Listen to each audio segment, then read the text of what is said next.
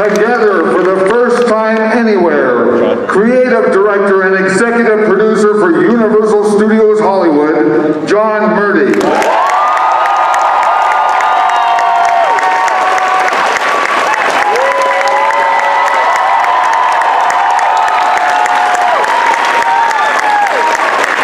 Art director and production designer for Universal Studios Hollywood, Chris Williams.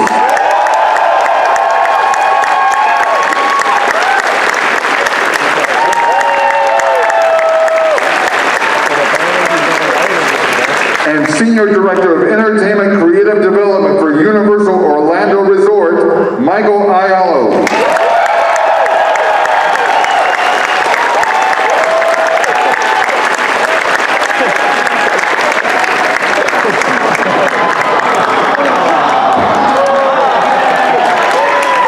Hey. How you doing, Long Beach? As he said, I'm John Murdy. I'm creative director, executive producer, Halloween Horror Nights, Universal Studios Hollywood.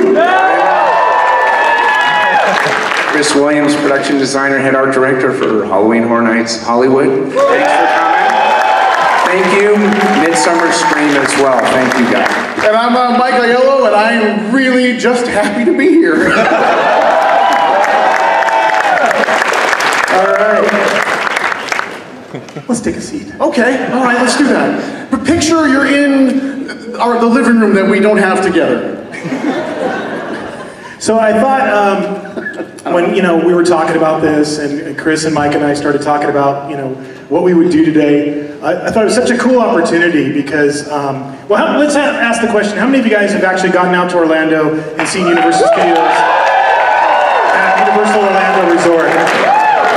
That's crazy. Wow. We thought it would be such a cool opportunity, and to have Mike join us today, so that we could share, a little bit about what's going on at Universal Studios Hollywood, what's going on at Universal Orlando Resort, but also, how many of you guys want to do this and get into the industry and do this for a living, right? How many of you guys? All right, girls. We also thought it would be cool to talk a little bit today about how we all got into the biz, how we all work together, how we work separately. So this presentation, we kind of just pulled out all the stops. It's probably going to take about 3.5 hours. No doubt. So we're going to be here as long as it takes, kids. All right. And here's how we're going to start it off. Over the years, I kind of do this to kind of ask the Twitter community, the Twitterverse, to solicit, we solicit questions. Ask, hey, what's a question you'd like to ask, myself or Mike or Chris or all of us about Halloween Horror Nights? We pick a bunch of questions. But there's, I've noticed, I've been doing Twitter, I think, since 2009, and I've noticed there's a fair bit of confusion about our sites. I always get people who are asking me Orlando questions. I don't know if you guys get people. The handle is similar. Hollywood, yeah. So we're gonna just real quick, just so you guys always know who you're following. This is the Twitter site for Universal Studios Hollywood at Horror Nights, right? This is the Twitter site for Universal Orlando Resort. Don't blink, it's not that different. It's just the big O, the big R, and the big L. Mike also has his own site, and it's really boring. You don't want to go to that. Go to the. He's verified. I've checked it out. He's verified. It's just pictures of me and my kids, and here's the cereal I had for breakfast this morning. But if you're really into cereal, you could follow Mike, and then this is my site. Are you sitting on a microphone? Oh, I was sitting on this. I put it off to the side. Okay, that would have been awkward. I'm not verified, by the way. And it has nothing to do with Horror Nights, so I talk about, food. But we thought we'd start this thing off with some icebreaker questions from Twitter, just to kind of break the ice, get us all comfortable. We've never done this before. No. We've never ever shared a stage with all of us on one stage, so... There are laws against it, I think. At least a couple states. So the first question from Twitter is, and this is probably the single most important question we're going to answer all day today. Why does Orlando call their attractions house, but Hollywood tends to use the term maze? And this is from Is It October Yet?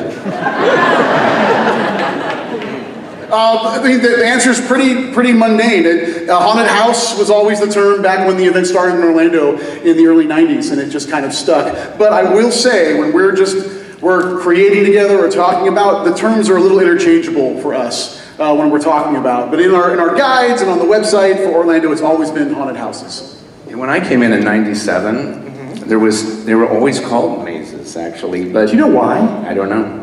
I really don't. I don't either. know. Because they're amazing.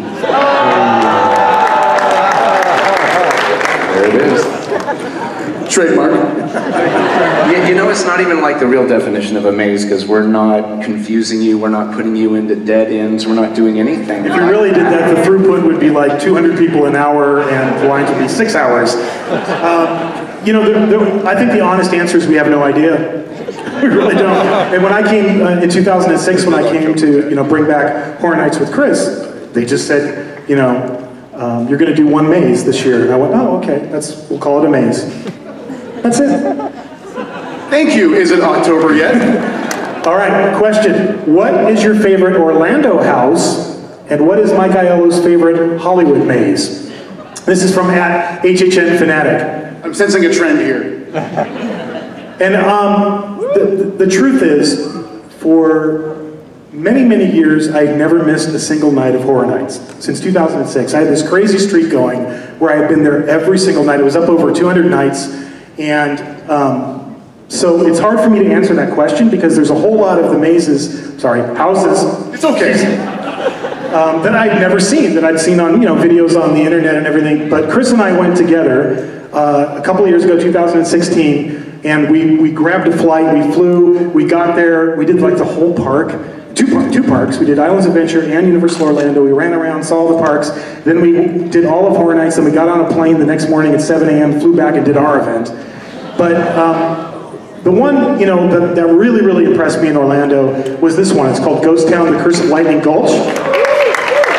And for me, what was so impressive about it was just the scale of the sets. They created this entire, ghost town environment, and it felt absolutely real. It was beautiful. It was inside a soundstage, and I loved all the gags. There was one particular gag where a guy popped out of a piano that I thought was really, really clever. I don't know, Chris, do you have a favorite from Orlando? Mine was, I really like this too, because we took a tour before the event itself and walked through, and we came around the corner, and I don't know if we weren't with Mike, or with some of his guys, but I was shocked because I was like, ghost town. And they built an actual 2-story ghost town, much like what you're seeing in the image all the way down. And they had great effects all the way through it.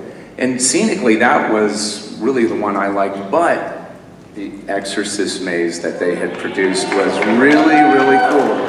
During, we did a pre-walk, but then we walked through it during the event, and they had some great effects. They had one effect that we're walking through the house, and literally the walls dropped in a scrim effect, and we were like out in the desert in Iraq. Very cool. And it was really big, too. It was really cool. And one thing, too, I'm going to let you off a little easy, but every year I've worked on the event that I've known John. I think we've known each other now. Two of you have known you since like 2009 now. Talk to John, hey, come on out. And every year he's like, I got a streak, man. I got a streak. Serious? I'm not going to break my streak. I'm at the event every night, not breaking the streak. And you did it for me. You know what broke the streak, actually? What's that? My niece decided to get married on an event night. And I was so pissed off. And I was like, you got to change that. And she's like, I can't. The invitations have already gone out. I'm like, I have a streak. So that's what broke the streak. So I'll get to Orlando more in the future. And Mike, your favorite Horror Nights house? My favorite was actually the first maze I ever went to in Hollywood. House of a Thousand Corpses in 3D, zombie vision. So for me, we've done 3D mazes in the past in Orlando, but I gotta hand it to Chris and John and their teams. The 3D in this maze, I love this movie. My favorite part, some of my favorite parts visually are those interstitials that Rama did that kind of broke up the scenes, like real quick kind of fever dream interstitials that were throughout that movie. And the 3D in this maze literally captured that, and I was blown away by it. And again, I really like this movie a lot. So being able to, again, that's the cool thing about, you know, I've been to the Hollywood event a lot of times, and but here's the thing, that going I live closer to you now. I know you do, I know. Yeah, he's in Ireland now, so it is technically closer.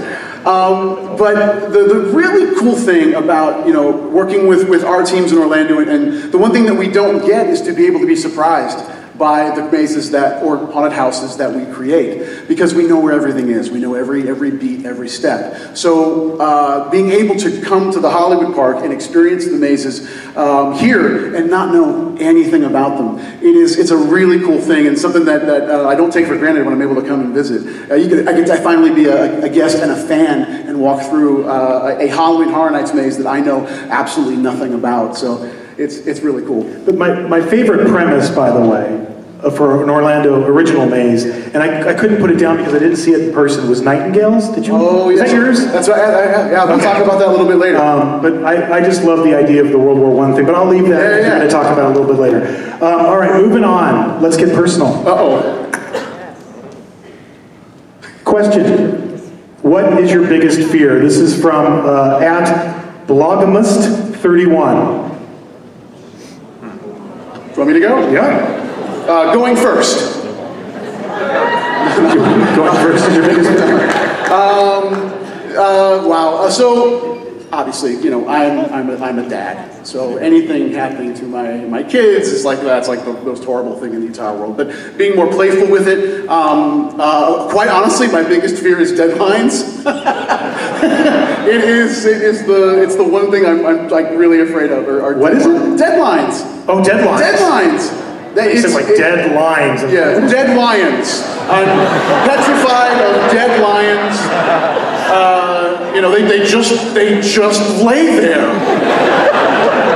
Just like do something. Dead lions. All right, Chris. Heights. It is heights. Is that rooted in something from your childhood? No, you know what? This section's called Let's Get Personal. No, I know. But, you know, and maybe things that go bump in the night, maybe, or something, you know, that kind of a thing. You know, experience a few things at night type of a thing. You know. It's a tough question because we're always kind of around it. Everybody that's in this industry is always around the things that scare us the most, so we get a little bit, I guess, placid towards some of those things. And I was never really afraid of like spiders or anything like that. I don't know about you, like nothing like that. No, mine was heights actually, but not as a kid. I would climb the highest tree. But okay, believe it or not, when I was in college and like the second or third day. Oh, I know this. Oh yeah, he doesn't know this. The third night I was out in college. We drove to Westwood, me and some guys who I didn't even know, and they were like, "Hey, let's go to the Hollywood sign. You ever been there?" I was like, "Oh." So we did. We drove over to the Hollywood sign, and that when it was accessible, and I climbed on the back of the H all the way to the top. And yeah, it was pretty scary then. No way would I ever do that now. There's just no way. But over time, I've just gotten really fearful of, heights. That I didn't know. I did. I climbed the top of the H, and I did it for bragging rights. So there you go. Okay, now I'm gonna test everybody's knowledge of the Hollywood sign, because do you know the Hollywood sign in the 70s was in disrepair and it was falling apart? Do you know who paid for the O? No? Alice Cooper. Thank you. Alice Cooper. Alice Cooper paid for the O as a tribute to Groucho Marx, because he was really good friends with Groucho Marx. So there, obscure, useless trivia for you. If nothing else, when you leave here after our 4-hour panel, you will have learned that. All right. Oh, I have to go. Yes. I have really weird phobias. I'm afraid of wooden spoons and cotton balls. Seriously, I'm seriously afraid of them. Say it. For real? Yeah, no, this is real. I have a hard time even talking about it, so I don't like the texture. I can't touch cotton balls. I can't touch them. I can't handle them. I don't like them. They freak me out. Wooden spoons has a lot to do with when you're a kid and you get those chocolate ice creams when you're a kid. Remember those? Yeah. They came with the wooden thing in it. I couldn't detect Don't like them.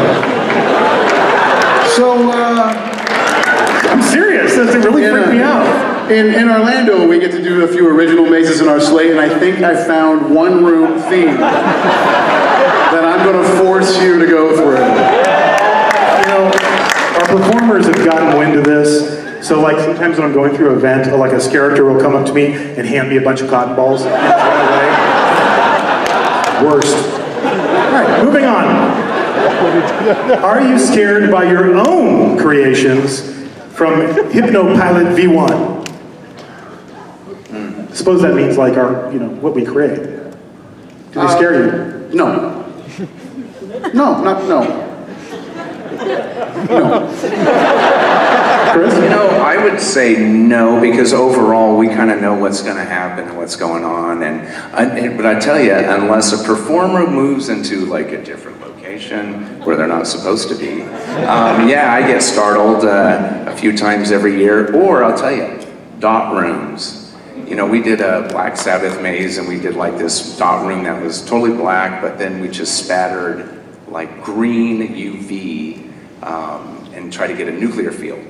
So I'll be honest, when I walked in there and I'm looking for them, and they blend in so well that I'll scan the room and I'm looking, I know they're looking at me, and they're right here, and I can't tell that they're right here the whole time. So there's a few times where I do get startled, yes. Yeah. I think it's the same thing. It's hard for your own haunted house or maze to scare you, but the performers, it's like they have a radar. They know when we're walking through. I'm sure you've experienced this, Mike.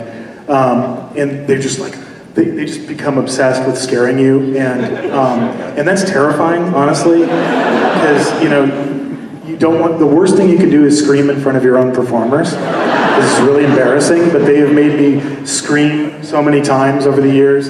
And then, then backstage, you'd be walking backstage, and they're like, "I made you scream," and then you feel really small. I lied. I misinterpreted the question. I thought it meant like the ideas that we have. Did you think it meant like the actual? Oh, my children terrify me. So we're talking about like when the event is happening or walking through. So yes, there was a moment, and that was An American Werewolf in London, the first time we did it in Orlando.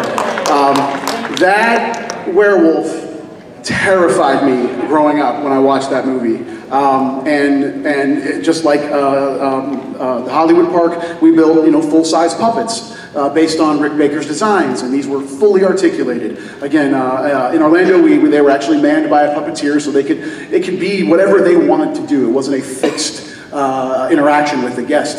And we had created a kind of a darkened space to simulate going through the moors. And it was a right angle turn. It was the first wolf in the maze. And I had not seen it fired yet. I literally held back not seeing it in the actual space for the first time, because I really wanted to get the reaction that an average person would. So walking around that corner, and when that thing fired, and seeing that in real life to scale was like, no. It was horrifying, and it was like the coolest thing ever. So I'm totally frightened. I'm literally trying to just get against the wall, just going, oh, let's get to the next thing. I'm going to see it again. It was cool. But what the best thing is when you take a filmmaker or an actor through a maze that's based on the property that they were involved with, and you scare the hell out of them. That's like the best thing in the world. When you're taking somebody through and. I remember when we did all those premiere parties for Walking Dead. We used to host all their premieres every time they had a premiere, and I would just go backstage and watch the monitors and watch all the different actors from Walking Dead go through, and I'd just be like, hey, his own character just scared him. All right, what do you love most about your job? What inspired you to choose your career path? I think those are actually two different questions, and this will help us get a little bit into how do we get to get into the business and kind of talk a little bit too about tips for people who want to get into the business. But let's start with that first part. What do you love most about your job? So the one thing about what I do at Universal Orlando, I oversee an amazing team of writers and show directors and designers and technicians. And Horror Nights is one element of their daily job. It's one element of my daily job. But I'm also responsible for all of the entertainment that exists within the entire resort. Seasonal events, all the parades we do, all the nighttime shows. If anybody saw the Christmas Hogwarts Castle projection display, I was responsible for the creative on that. So I get to dip my toe into a lot of different pools. And Horror Nights is the one kind of constant freight train that exists more than 365 now. I know that's the same for both of us. So that's the really cool thing, is I've been able to evolve and really lead a lot of passionate people, are doing things that I used to do, in my formative years with the parks, that now I kind of oversee. So it's been a really neat evolution that exists within Horror Nights, but also a lot of other content within the resort. So the diversity, the variety of things I'm able to collaborate with a lot of different teams. That's cool. I really dig the creative freedom that really like John and I both have, and that we work together and dream all this kooky stuff up and come up with wacky ideas to think if, hey, can we make that work? Or we see something in respect to a movie or a film, and then, see if we can, achieve a set or, a character or anything like that, pretty much. One thing that's a really great thing is that we know we are going to actually physically produce 6 to 7 of these haunted mazes, houses, in a year. We know we're going to actually do that. Where, some creative institutions and other places, guys will develop stuff for years and it won't come to fruition. One cool thing is that we know we have an end. We know where we're going to end with it. So, which I think that's just really cool. Yeah. I remember in an earlier part of my career when I was working for Universal Creative, in the beginning when I first started out, my ratio of things that I worked on to things that got produced, at one point was 48 to 1. Like you generate that much material that would never see the light of day and no one would ever see it, no one would ever walk through it or write it or experience it. So I agree with what Chris said. You go in, you have this mountain of stuff you have to create, but at the end of the day, all you guys are going to get to go through it. And the kind of sad part of it is it's going to go away too. So it's only going to be there for a limited amount of time. So that initial creative process is one of my favorite things. And then the other thing is seeing performers bring it to life.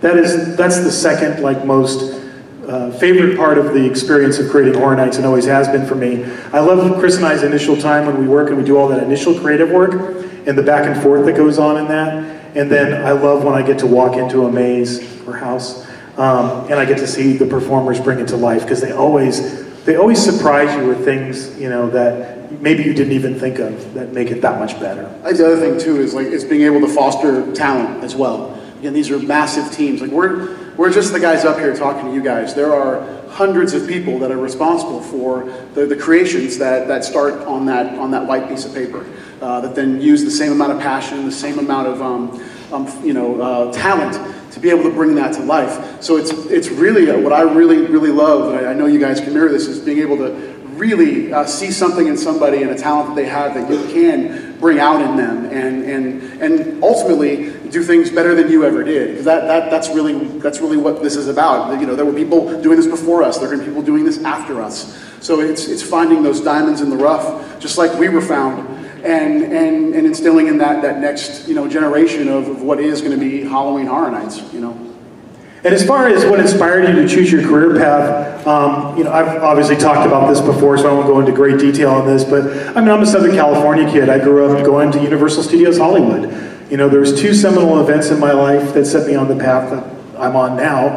One was my mom letting me see Frankenstein when I was 4 years old, and that forever, made me obsessed with the Universal Classic Monsters. That's me in those really bad 60s pants, looking at an equally really bad Wolfman. That's Universal, probably 1972.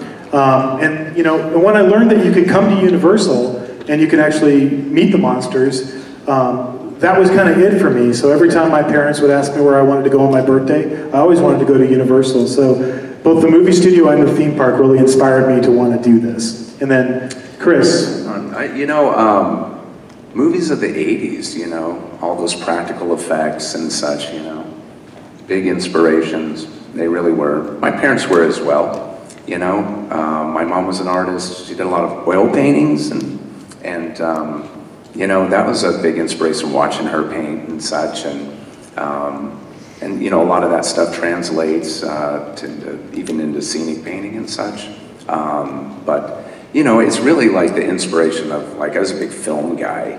I know John was too as well, I worked in a video store for a long time, so that was like my film education. But for Mike.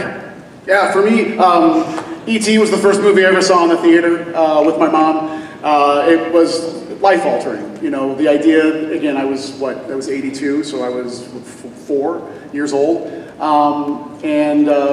That was the first movie I ever saw that made me feel something, and knowing that it's just a flat image on that screen. I distinctly remember that. I even remember the song that played before the movie even started. It was Chuck Man Jones' Feel So Good. That's scary on a whole different level.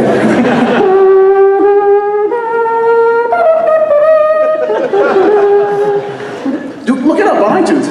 It's snappy. I don't have to look it up, I lived it. Oh, no. And then Halloween was terrified me as a kid. I saw it way too young. But I distinctly remember watching the end of that movie, and it's brilliant because it still affects me the same way every single time I see it. Myers, gets shot, falls off the second story, lands, and then later on in that ending, you just see his outline. And then the brilliant thing John Carpenter did was just cut to other homes in the neighborhood, almost kind of searching for him. And I distinctly remember looking out the window of my room going, he's out there. How did they let him get away? Again and again.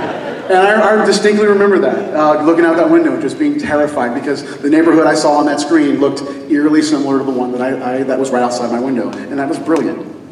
Cool. What training and schooling would it take to one day join your team of concept creators and your positions specifically? Wow. Okay, well, we'll see you later. Have that removed. And what course should we take within the company? This is from Kyle Harden at Yahoo. Thanks. Yahoo K. Thanks. Training, schooling. Yeah, schooling is a big deal. It really is because, hey, I'm looking for somebody, in a sense, if I'm, say, looking for an art director, somebody with experience, really. That's what I'm really looking for. So experience that they've already had experience in production in some way, entertainment production. And that all backs up into schooling. Schooling gets you your experience, and the experience will get you to really where you need to be. But it's really, the schooling part is more of a theatrical training in that respect.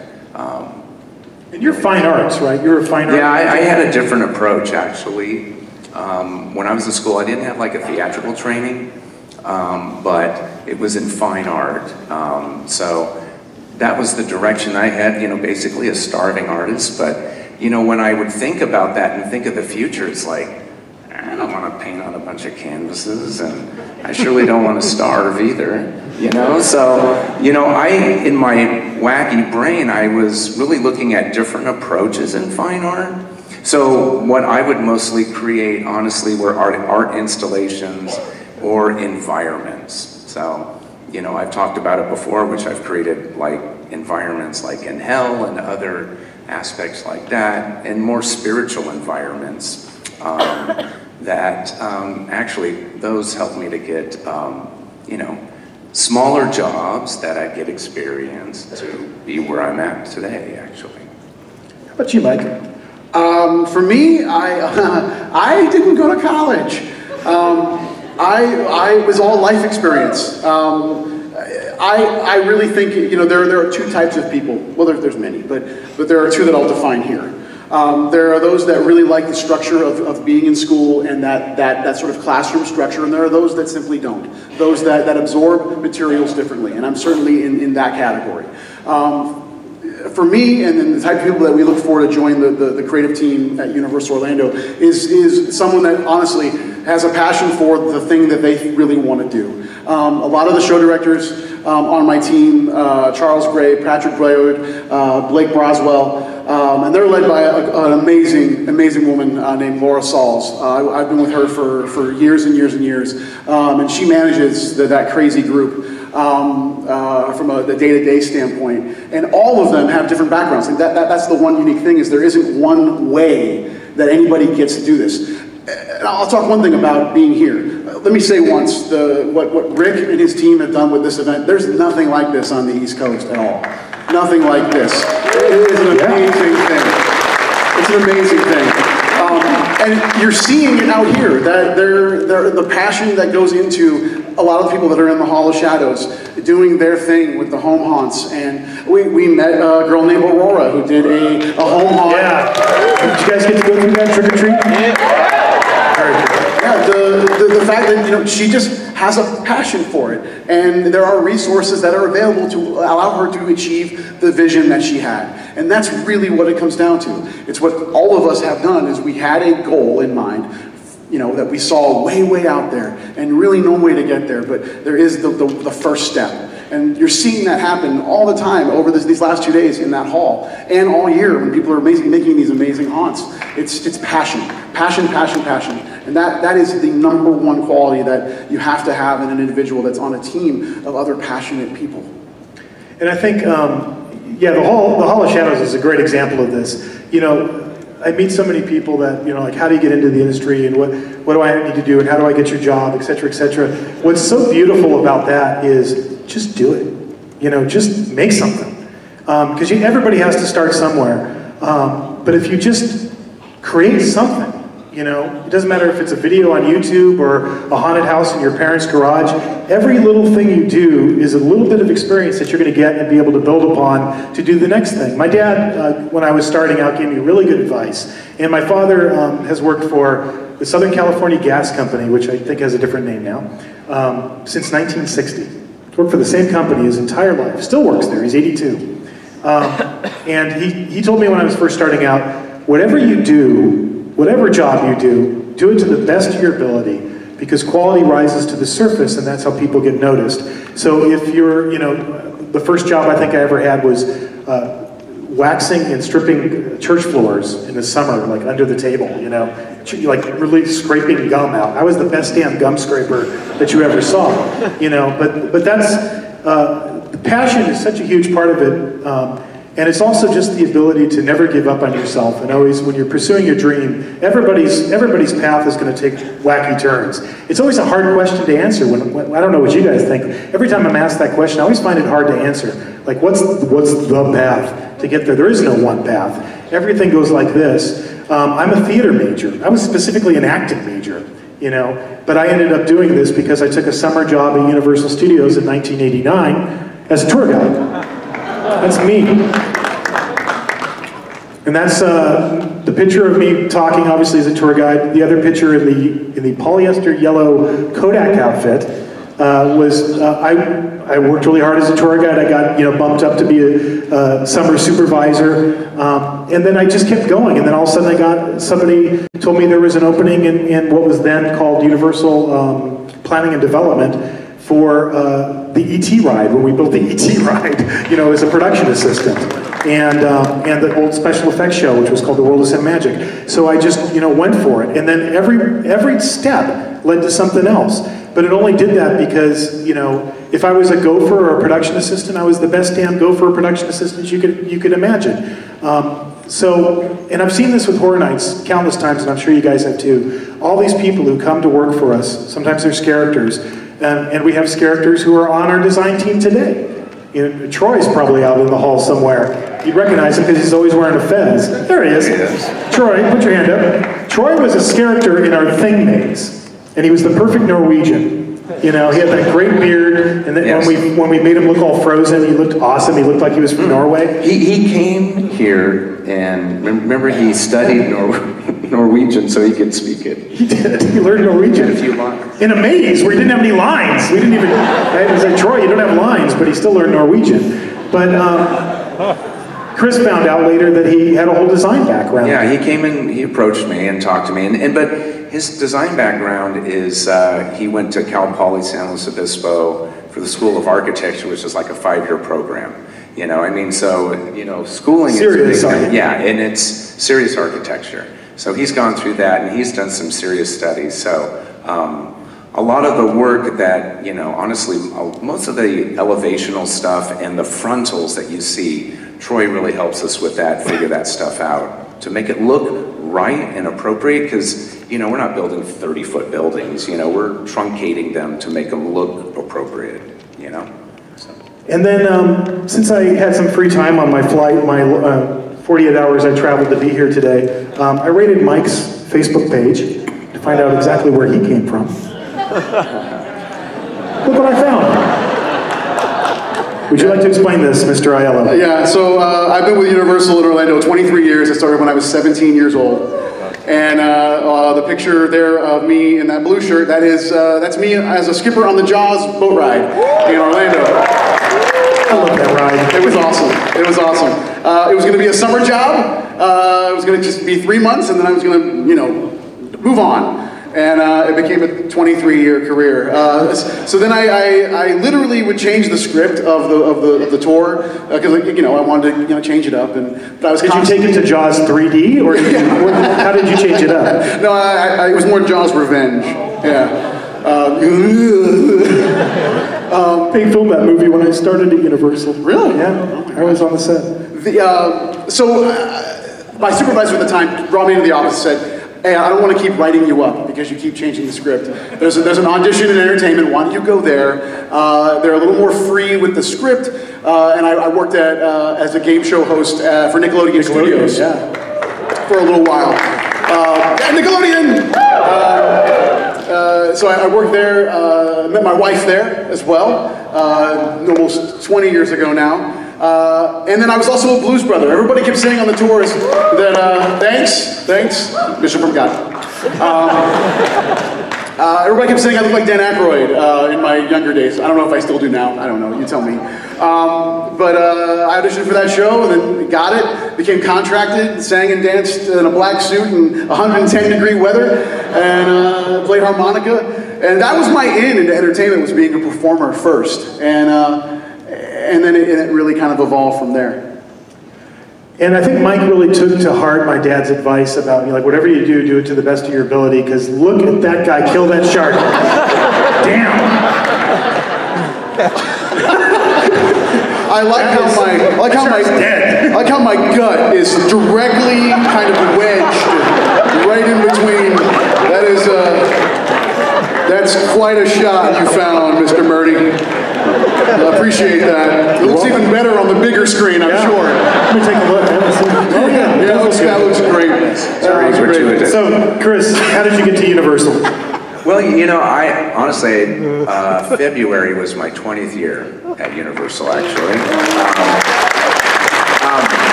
So I came in, well, here, let me back up a little bit. Out of college, I was very fortunate to get a design position with maybe another theme park in the area that does Halloween events, kind of a thing. But from there, I took that and pushed that into doing that at a couple of those parks for a few years. I'm not sure I gained some pretty darn good experience. And then in '97, I was working for a company, and we heard that Universal was doing Halloween again, because they had tried to boot it up a couple of times in like '85 and '92. This was in '97. I came with another company, and we got the contract to design 3 mazes, and if I remember right, it was like Crypt Keeper's Film Vault and Area 51, and I think we did another one, which was like a classic monster. Yeah, I think I went through those actually. So, so that was in '97 to 2001. Well, that was in '97. I got hired right after that season. I got hired out from Universal. So, you know, I kind of came in as management. I came in, you know, they created a position as an art director, honestly. They didn't have anything prior to that. Been very fortunate, you know, in that respect. Because honestly, that had happened, that was several times that happened at a couple of these parks, honestly. They see some value into something, you know, and they kind of took advantage of it. So I've been there for like 20 years and just doing it, right? You know? But I think what's cool is that you can see, like, Chris came in already at a management level. Mike and I started as frontline employees and worked our way up. So there's all kinds of different roads and all kinds of different paths to getting where you want to get. But the important thing is your dream and always keeping your focus on that. Thank you for switching the slide, by the way. You're welcome. I knew you wanted me to do that. Okay, we're going to do one more of these questions, then we're going to start getting a little bit into talking about our process, and then we're going to share some stuff from 2018. What is the most troubling, disturbing, scariest scene you can think of that you both created? In other words, which scene has stuck with you the most and made you question your own sanity for even creating it? Wow, they used all of the text in that Twitter. For me, this is a behind-the-scenes picture from our maze, La Llorona. This is when we were building it. And Chris and I wrote this scene, we put this scene together, and then, you know, I didn't have kids at the time. I don't think I could do that scene today, honestly. It was where you're going over the river and you find La Llorona's dead children floating in the water. And what was even creepier about that is, I remember they were too big, and you had to cut them in half. Yeah, we sectioned them. So they're about that thin. So they would float, you know. The water honestly was like 3 inches thick. You know, it was very, very, very shallow. We had to colorize it so you wouldn't see the bottom of it.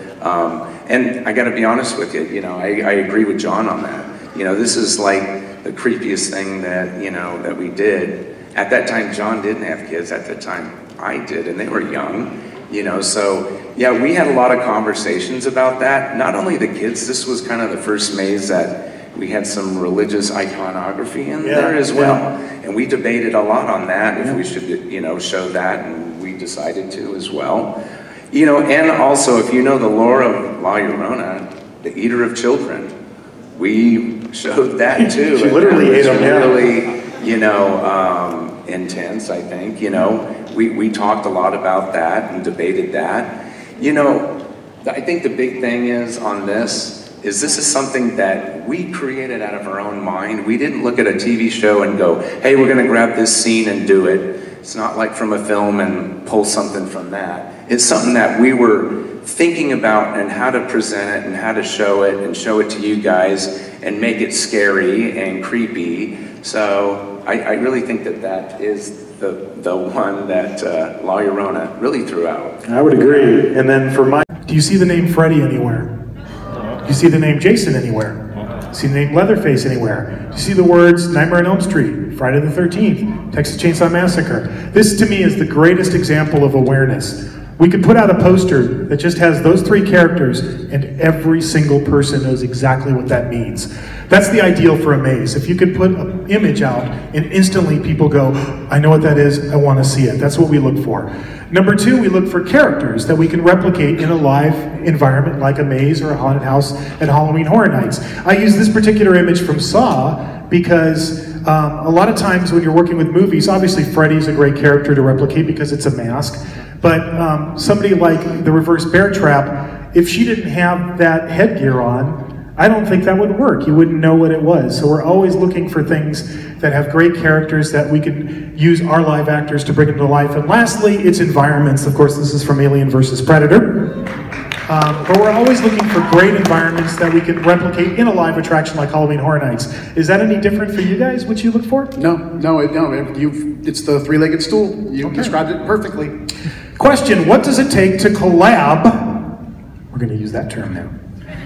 For both parks, how often do you have to meet to talk about the mazes? Yeah, it's early in the process. It's literally from the IP standpoint. And yeah, probably after this show, actually. Yeah. John, Chris, and I will sit down and just kind of spitball ideas on some brands that we haven't attempted before. If there are any white whales that are out there that we've always wanted to do that haven't really materialized yet. It's a really cool kind of first conversation that we'll have. That it's really preliminary at that point, but just trying to get our head wrapped around what does the event want to be in year 2 or year 3. And it's funny because sometimes they line up. Like Chris and I will put a list. We usually put a list together. and then we'll talk to Mike and go, hey, here's what's on our list. And sometimes he's got things on his list that aren't on our list.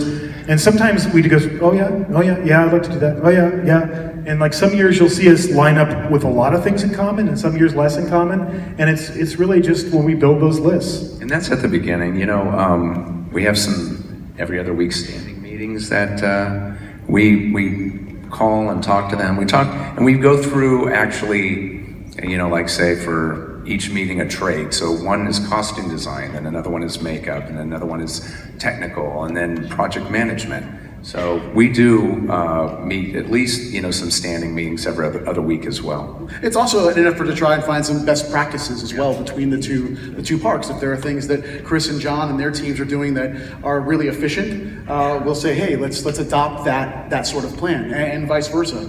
But again, we've got two very different teams that the other great thing, you know, you guys, John asked earlier who's been to the Orlando event, one thing we consciously do with our content is make sure that we're creating two separate mazes, even if it is the same brand. We want to be able for someone, if they choose to visit the Hollywood Park and experience John and Chris's maze, that they're going to get a different experience on the East Coast with the Halloween Horror Nights team that's there. That's a conscious decision that we make. And the next is a very common, we get this question all the time. I assume this, just because a movie does well at the theaters, doesn't mean it would always work out well as a maze. Have you ever had moments where fans wanted to see a movie recreated as a maze, but realized doing it might have terrible results? Twilight. You know, I was going to name my daughter. One of my daughters is Isabella, and originally I was going to name her Bella, and then I noticed that was the most popular name that year, and I was like, and I wanted to name her after Bela Lugosi, and which I did. But then I realized, oh my God, if I call her Bella, everybody's going to think she loves Twilight her whole life. So I changed her name over that movie. Go ahead. Do you have a movie, Mike? Well, it's actually a recent one. It's come up a lot in conversations I've been having with people. A Quiet Place has come up a lot lately. Amazing movie. You guys would have to be really quiet. I know. Can you do that? Can you not make a sound going through a maze? and that, not to say it's not possible, but it's something you got to really think about in knowing the dynamics of the mazes that exist in Halloween Horror Nights. Quiet is definitely not one of them, and that is what makes that film so unique. In fact, when I first saw it, there was one other guy in the theater watching it, and it was hilarious because, and I knew he was consciously aware of it, but he would eat his popcorn like this.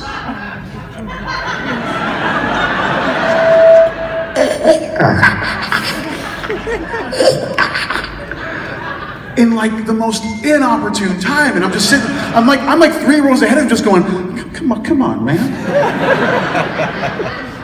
So definitely a texture like that is something that is really hard to achieve in an attraction that has the throughput that a Horror Nights house or maze has to have. Yeah, and I think when we were first starting out, people would say Blair Witch when there was just the first movie, and I'd be like, what?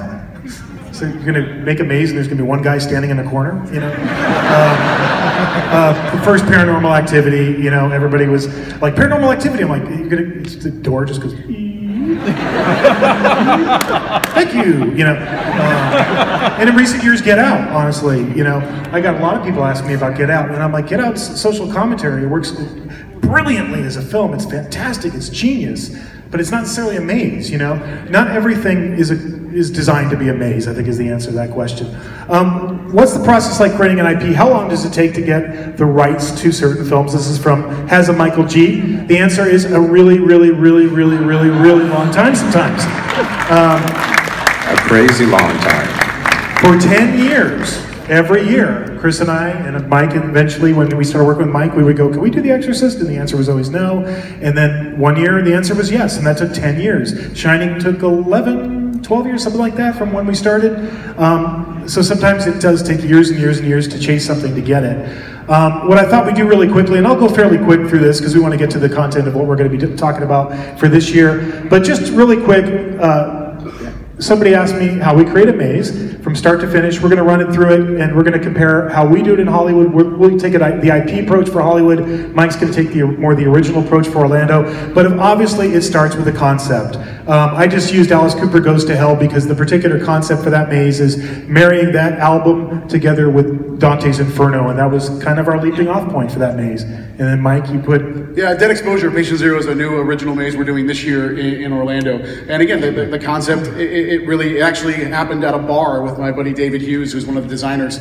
We did this maze, this is a prequel to a maze we did a couple of years ago, that really the initial idea was, let's create an entirely black environment, let's make it a zombie maze, but the way to make it different than any other zombie maze is we're just going to go back in with invisible UV and highlight every detail. So picture this room completely painted black, but we're going back in and highlighting all the detail of every object, every character, and then it's only black light that fires intermittently throughout the maze. So it creates like a negative image. So that was the concept.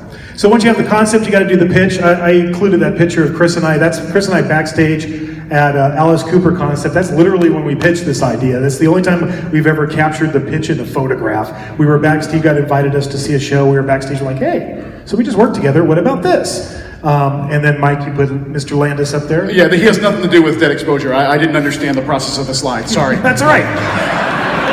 But obviously, you know, when you're working with IPs, you have to go and you have to pitch the actual people that created the film or produced the film. I just really like that picture of me and John Landis. That's good. Then you go through preliminary design. Chris and I would always work together. We called it the Post-it note version. We take Post-it notes for, you can see it up there, scenes, characters, effects, what the music was, and we would just play with them on the wall, moving them around until we had a basic flow. Yeah, same thing. We do a lot of whiteboard descriptions, and then we even start doing some kind of really basic ink board ground plans, like D&D. It's D&D when you're growing up with graph paper. That's the exact process. And then from there, I'll sit down and write a treatment. Usually that's about 100 pages on the left. And don't read this because it's from Trick or Treat. You're not supposed to know this, so don't read anything about the rock quarry scene. With the Halloween School Bus Massacre kids or any of that stuff. So that's an example of what our treatment looks like on the left. At the end of the day, they're pretty similar. We just have slightly different formats. Different formats because our teams, coast to coast, just have different ways they like to take the information in. Again, Orlando's is a narrative with just a briefest of visual references, and then a complete discipline breakdown grid that has all of the nuts and bolts of what the narrative is describing. And at the end of the day, this document becomes the Bible of, like, everything needs to be in this document that's going to be in the maze, because that's what everybody's working off of.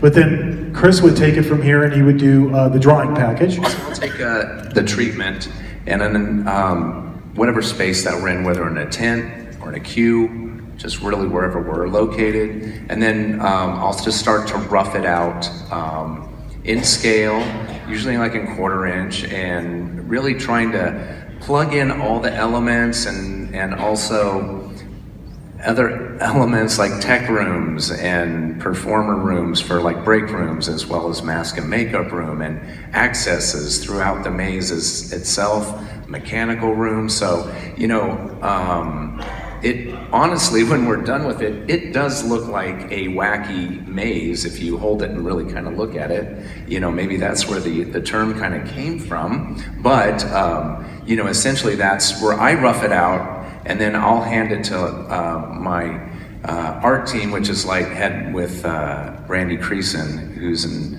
charge of my show set team. We talked about Troy Zimmerman. He drew this little plan, and what this is, and it has all the call-outs for The Shining, and what this is a representation of is our Grady twins. Pepper's Ghost. Thank you, our Pepper's Ghost gag. So. And then on the other side, we will take those as kind of like blue line basic sketches. We'll actually start going into a program called SketchUp. It's available to anybody. Anybody can download this program. It's really useful. So we'll actually create the mazes in 3-dimensional form so that we can actually walk through them and really get a sense of the angles, get a sense of the scares. We can do a lot of adjustments at this point in real time. This is a tool we've used for several years now, and it is invaluable in the UO process. And then to get into elevations in the scenic package, so Chris, on the left is Saw. Yeah, and that just has all the call outs. So, you know, that's essentially just our raw elevation, you know, for our basic typical building for right now. And then we take this and we give this to our technical team, so, you know, we could figure out the structure. Our structure behind a facade like this is basically what's called like a type 5, which is basically like building a house or even more or beyond. If you ever dare to look. Mike Doherty's doing the next Godzilla movie right now. So, you know, the next Trick or Treat movie wasn't going to be, you know, happening, you know, soon enough, in my opinion. So when Mike mentioned it, I just said, yeah, let's do it. It's time. What about, were you on that same wavelength? I'm on board. Yeah. What I love about Trick or Treat is it reminds me so much of like Creepshow, you know? It's anthology horror, and I love the way all of the stories interconnect. So we're going to take you on a little sneak peek of Trick or Treat, if that's okay.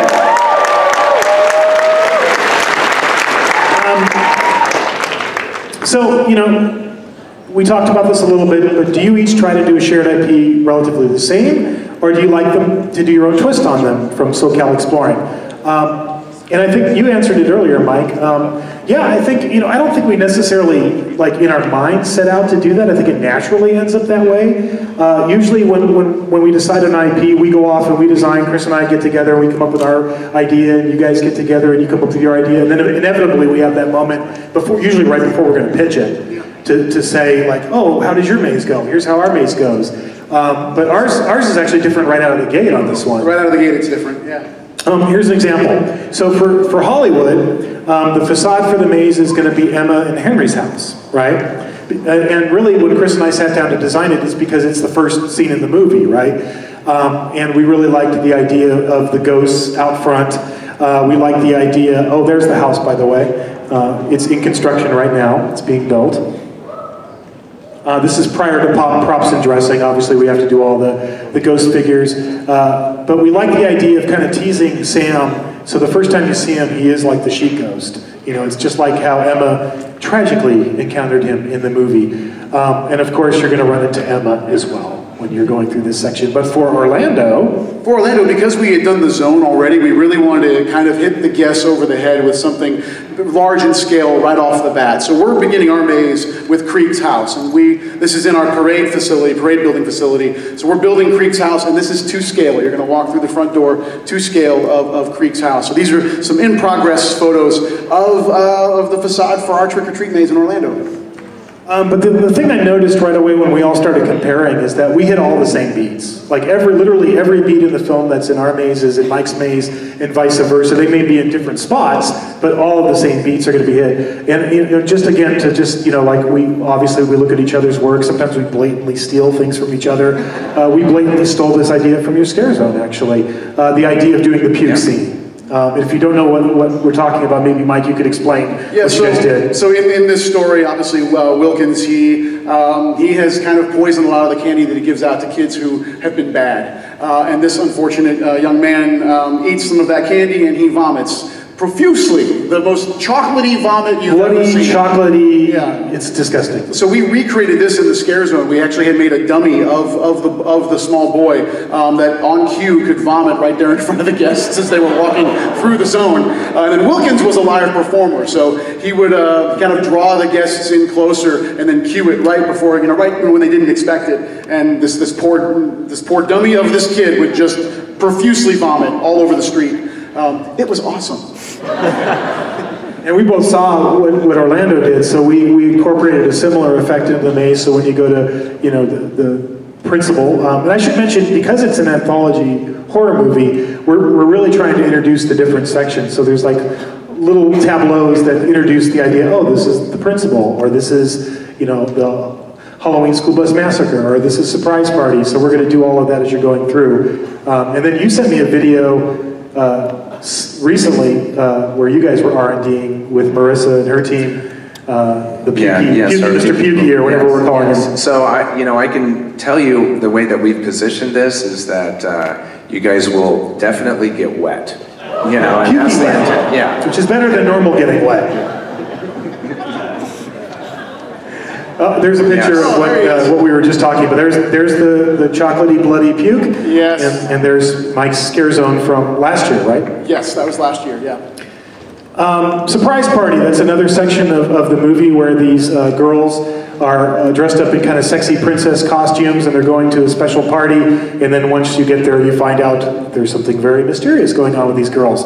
So that's your costume, I think, on this? Yes, yeah, that's a work in progress. We've made some alterations between the costume that we did in the scare zone and the one we're doing in the maze, but that's an in-progress version of our Red Riding Hood. But we really wanted to capture that moment, and it's in Chris's design, just like you see there of, you know, walking down that lane in the woods and something terrible is, you can hear it in front of you, something bad's happening and lots of people are dying.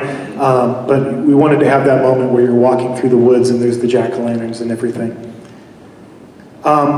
As I mentioned, something bad happens with these princess girls. They all start to transform, and at first you think they're kind of turning into vampires because they get the fangs and the features that are very vampire-like, but then they rip off their flesh and they turn into werewolves.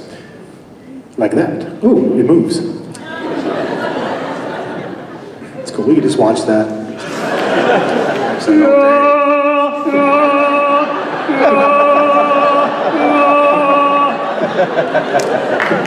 Every night I lie in bed.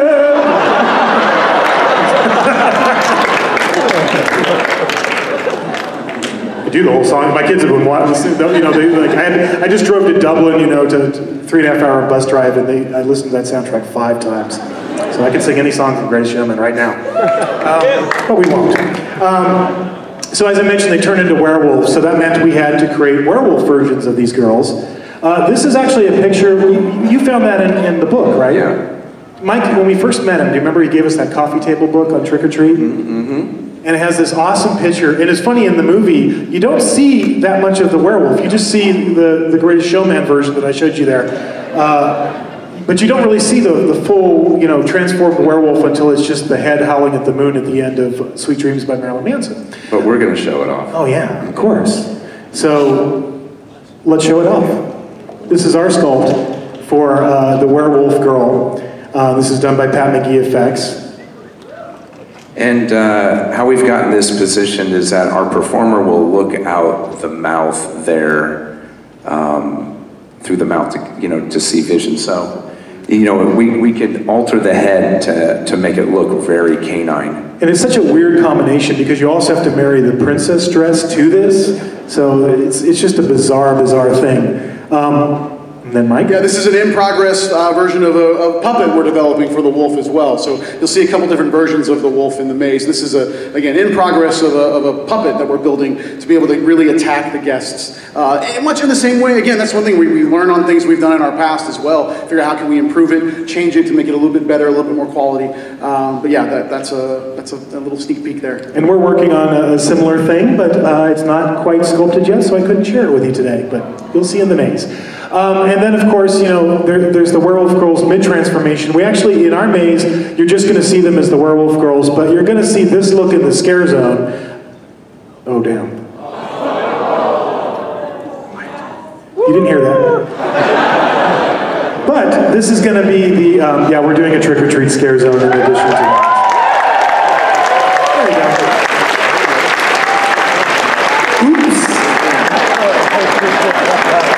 Too late to take it back. Well, come on, it's you guys, right? You're not going to go on the internet and talk about this, right? I can trust you.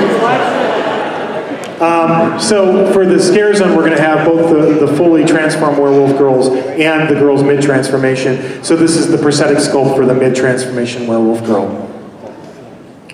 Of course, we have to do the Halloween school bus massacre scene because it's bitchin'.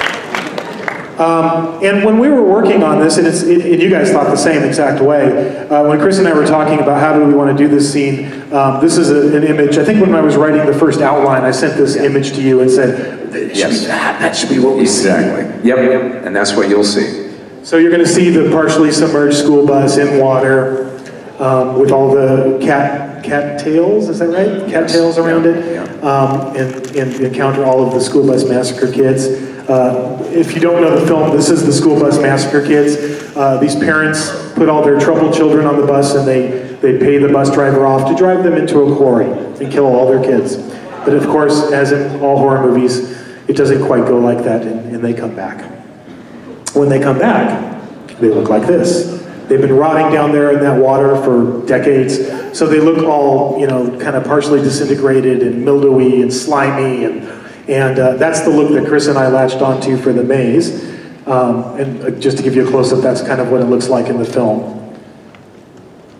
And then this is your illustration. This is a color elevation of the quarry, and it's a massive scene near the tail end of the maze. And the bus is practical, so even though it's drawn in this picture, it is going to be a practical element within the scene. So again, filled with fog and the unfortunate ghostly souls of those poor kids. And speaking of those poor kids, let's take a look at them. I'll take you through, we're going to do all of them, every one of them in the maze. And that scares them. That looks like it's on fire, just like in the film. That's Orlando's. Yeah, here's Orlando. So there's the interior of the stairwell from In Creek's house, and then his bedroom, and there's the pumpkin, and that'll be a really fun kind of distractionary technique with a faux fire element that will occur that will draw everybody's eyes that way, so that you can't see where Sam's going to come from. Yeah. And of course, you know, one of the cool things about Trick or Treat is everywhere you go in the film, you know, Sam is kind of there and he's watching you. So I think both of us picked up on this, where as you're going through, you're going to see, in addition to the live performers who are playing Sam that are scaring you, you're also going to see all of these little tableaus, just like out of the film. This one literally, exactly like you see from the surprise party. So you'll see Sam throughout the entire experience as well. All right, here's another maze. Is the Stranger Things maze? How many of you guys are Stranger Things fans out there? Right on. Isn't this crazy? Is the Stranger Things maze going to be focused on the first season, second season, or altogether combo of both? From Isaac Munoz. It's going to be focused on the first season, actually. You know, it's funny. Again, I have to give credit to you guys on Twitter. You guys are the ones who made me aware of Stranger Things right when it debuted. As soon as I'd look at Twitter and everybody was talking about Stranger Things, and I was like, oh, I got to watch this. And when I sat down to really dive into it and really watch it, I just loved it. I mean, I grew up in the 80s, so of course, you know, it spoke to me, all of the 80s references. But beyond that, the writing, the acting, the production values, everything about the show were fantastic. So, you know, when we sat down, we played around with a 2-season version, and it just felt like we were shortchanging so much. There was so much content just in that first season alone. So then we really, pretty quickly, you and I both decided that this is going to be season 1, start to finish. Everything you experienced in season 1, you'll experience in the maze.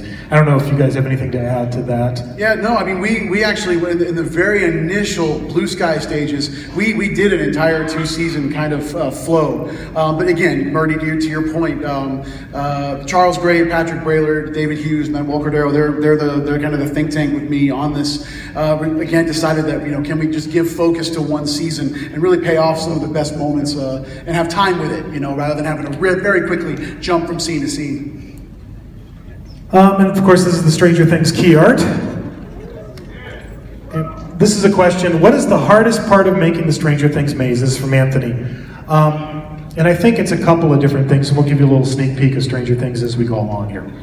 To me, right out of the gate, I think it was this idea, the upside down. How do you do the upside down, right? For us, and particularly Chris and Marissa's team leading the charge here, we talked early on that we need to do the upside down, and we need you to feel like you're in the upside down. How are we going to do this? So we did a series of mock-ups that I was at in Hollywood, and we tested all sorts of different things, projection, etc. We ended up doing this crazy grid that you guys put together. And in order to get and it's really about trying to get that floating particle effect, the spores that are floating. They don't float, they don't obey the laws of gravity when they float. They're going up, they're going down. You know, we tried snow, we tried everything you can imagine. And nothing quite looked right, but what worked was a combination of a couple of different things.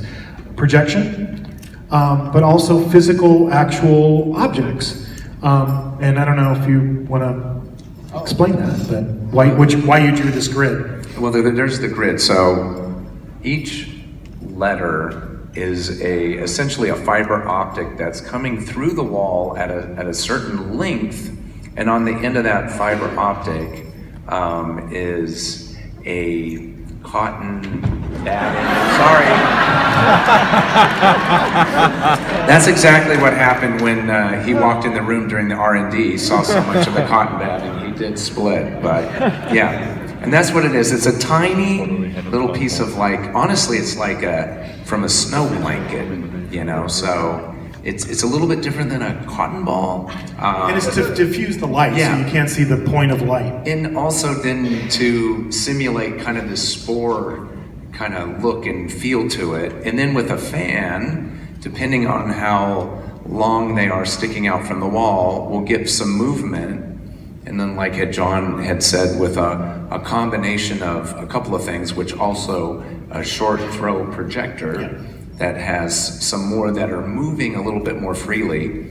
And then also, when you're looking at this, you see that there's essentially a backdrop and of like, say, the upside down forest. So we receive that the backdrop, a file from Netflix, and we're also going to print that and apply that on the wall as well. So they use that in the show too. And it's a combination of all these different layers. So you have these dimensional tree in this particular scene, dimensional trees, which Chris is creating with all of that crazy, I don't even know what you call it, the webbing or the...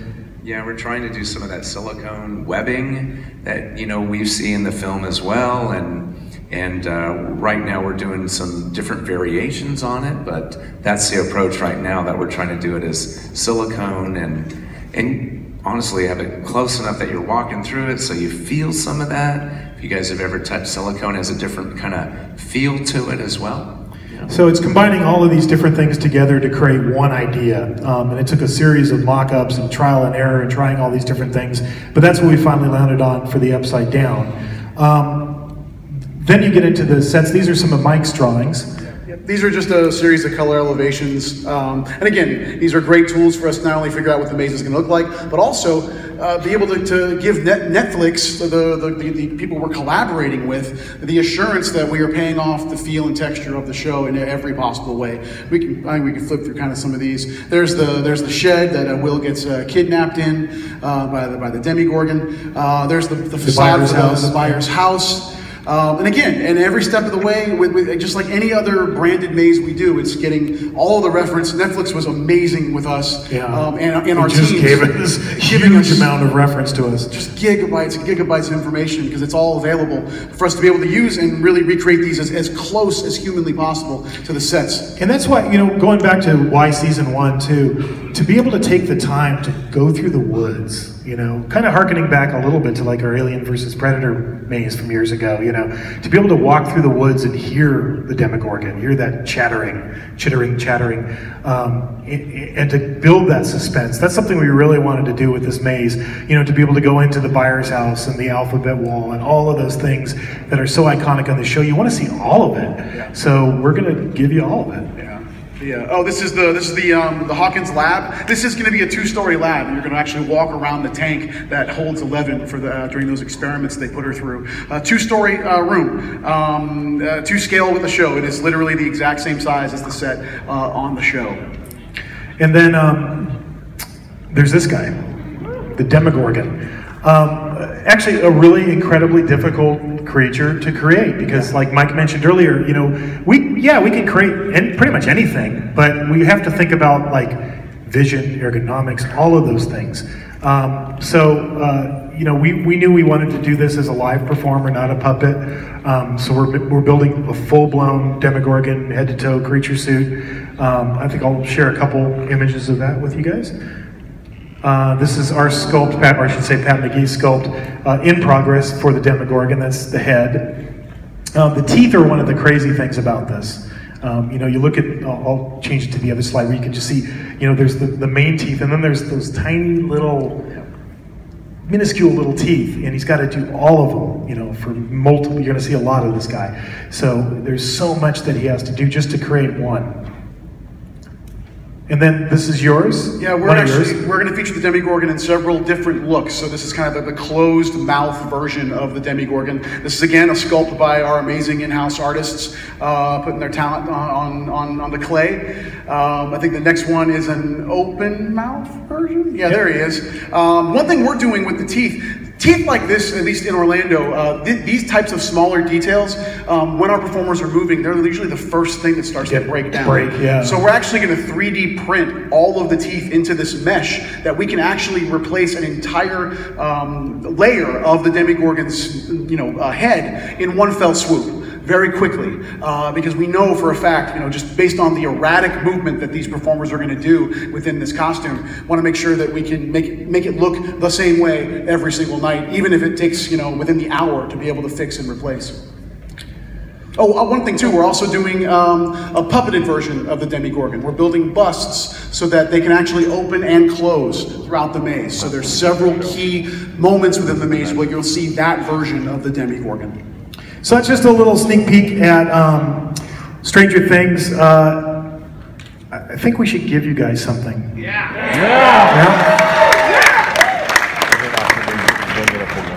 How about 2 front of line tickets to Halloween Horror Nights 2018 and an exclusive behind the scenes tour with one of the creators of Halloween Horror Nights, if you can answer this question. Here's how we're going to do this, and you could be the judge, okay? Oh, okay. Because in what I have here,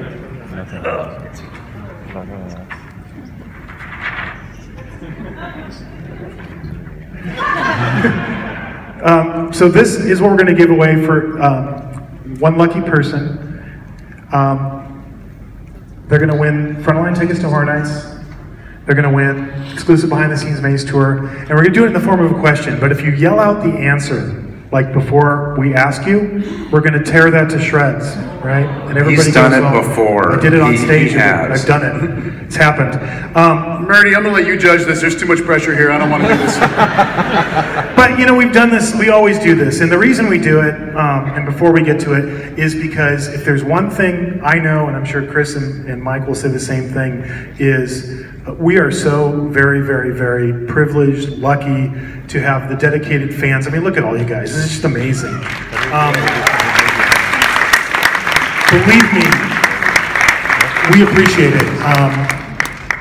As people who started out, building mazes in our parents' garage and, all the things that everybody does when they start out doing a home haunt, and to be able to get to do this for a living and to do it for all of you guys, that is a huge privilege. And to see this event grow, both in Orlando and in Hollywood, from where it began to where it is today, there's only, one entity I can think to thank for that, and that is all of you. So, thank you. Thank you.